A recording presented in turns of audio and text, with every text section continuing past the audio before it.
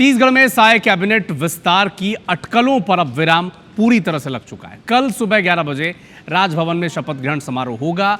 3 विधायक मंत्री पद की शपथ ले सकते हैं। 3 नए मंत्री बनने से साय सरकार में मंत्रियों की संख्या अब 14 हो जाएगी।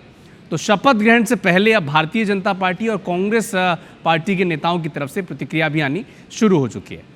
बीजेपी के प्रदेश अध्यक्ष किरण सिंह देव कह रहे हैं कि मंत्रिमंडल का विस्तार तो होना ही है, कल राजभवन में मिलते हैं।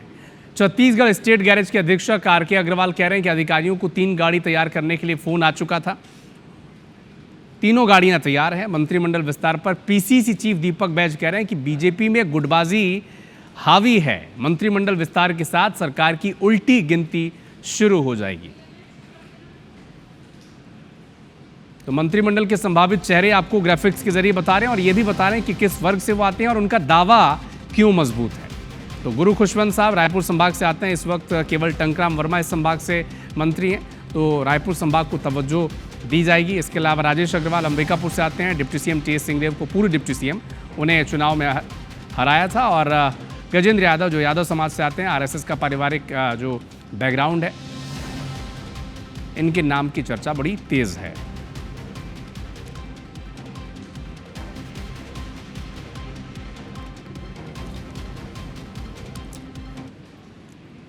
मुझे ऐसा लगता है विस्तार तो होना ही है। हमारा संगठन का वो हुआ कि नहीं, और विस्तार तो होना ही है। मैंने हमेशा इस बात को कहा है कि ये मुख्यमंत्री जी का, आदरणीय मुख्यमंत्री जी का विशेष अधिकार है।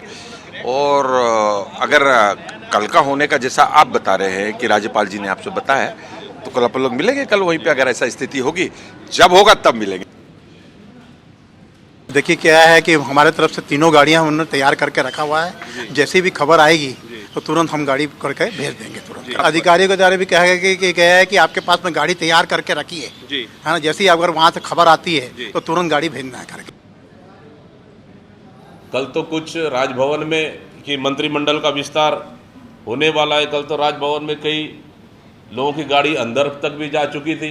3 दिनों से इतना हल्ला मचा हुआ है कि मंत्रिमंडल का विस्तार होने वाला है, लेकिन अभी तक हुआ नहीं है, इसलिए कि भाजपा में गुटबाजी चरम पर। मंत्रिमंडल का विस्तार बार बार टल रहा है।